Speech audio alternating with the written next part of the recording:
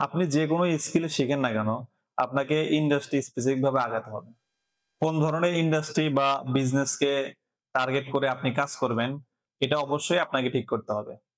তাহলে আপনার স্কিল শেখা, এরপরে ক্লায়েন্ট হান্টিং করার মাঝে যে একটা অজানা ধোঁয়াশা সৃষ্টি হয়, এটা আপনার কেটে যাবে। এমনকি স্কিল বারবার চেঞ্জ করার যে একটা প্রবণতা, বিশেষ করে নতুনদের ক্ষেত্রে এখন তৈরি হয়েছে, এটা থেকেও আপনি বাঁচতে পারবেন। আপনি একটা স্কিল শেখা শুরু করেছেন, তো কিছুদিন পরে অন্য একটা স্কিল দেখে আপনার ভালো লাগলো। তো আপনি কোনো কিছু না ভেবে ওই নতুন স্কিলটা শেখার পেছনে আবার সময় দিবেন। তো এতে আল্টিমেটলি কি হবে? এতে আপনার সময় নষ্ট হবে। আবার নতুন যে স্কিলটা শুরু করছেন, ওইটা আবার আপনাকে শুরু থেকে শুরু করতে হবে। এবং আপনার অনেক সময়ও নষ্ট হবে।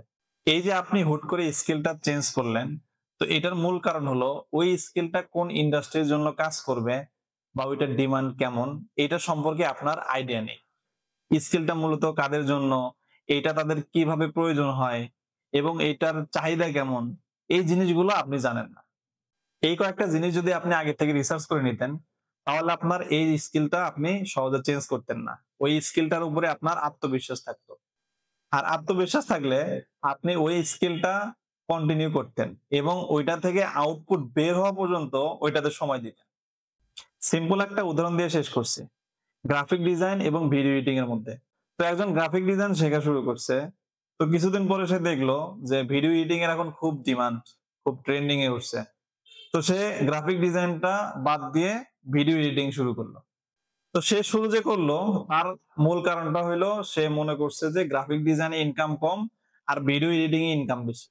তো আসলে এই ধারণাটা ভুল। ইনকাম মূলত ডিপেন্ড করবে হলো আপনার এক্সপার্টিস এর উপরে। গ্রাফিক ডিজাইনের বিভিন্ন সেক্টর আছে।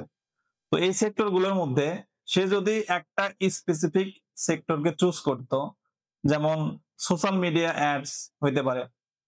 তো সোশ্যাল মিডিয়া অ্যাডস এর যদি সে এক্সপার্ট হয়, সে যদি ভালো convertible social media ads design করতে পারে, তো এটার উপরে বেস করে সে ভালো ভালো ক্লায়েন্ট খুঁজে পাবে।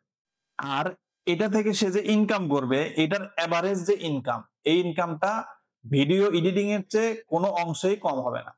বা একই ভিডিও এডিটিং এর কাজ একজন করতেছে ৫০০ টাকা দিয়ে, একজন করতেছে ২০০০ টাকা দিয়ে। তো এটা মূলত নির্ভর করবে ব্যক্তিগত স্কিল এবং তার ক্রিয়েটিভিটি এবং এক্সপেরিয়েন্স এর উপর। তো এইজন্য স্কিল শেখার আগে মার্কেট রিসার্চ করে নিন। যদি দেখেন আপনি যে স্কিলটা শিখবেন, এটার মার্কেটে ডিমান্ড আছে, তাহলে আপনার সর্বোচ্চ দিয়ে ওইটাতেই ফোকাস দিন। দেওয়ার পরে যখন আপনি ওইটা থেকে আর্নিং করতে পারবেন, ওইটা থেকে কিছু ক্লায়েন্ট পাবেন, তো এরপরে আপনি ওই স্কিলের রিলেটেড কিছু স্কিল শেখেন, যেটা আপনার ওই স্কিলের যে ক্লায়েন্ট গুলো আছে, এই ক্লায়েন্টদের জন্য প্রয়োজন হয়। যেমন আমি ওয়েবসাইট ডিজাইন ডেভেলপমেন্টের পাশাপাশি আমি ফেসবুক অ্যাডস এবং হলো ইউআই ইউএক্স ডিজাইনের সার্ভিস দিই। তো এতে কি হয় যে আমার ওয়েবসাইটের ক্লায়েন্ট গুলো এসে ইউআই ইউএক্স এর কাজেও কনভার্ট হয়। এরপরে ফেসবুক অ্যাডস কিংবা গুগল অ্যাডস এর জন্য আমার ক্লায়েন্ট চলে আসে। তো এটা হলো রিলেটেড স্কিল। তো আপনার যে স্কিল আছে, এই স্কিলের সাথে আপনি পরবর্তীতে যেয়ে আপনি রিলেটেড কিছু স্কিল শিখবেন, যেটা আপনার ভবিষ্যতে কাজে দিবে। ধন্যবাদ।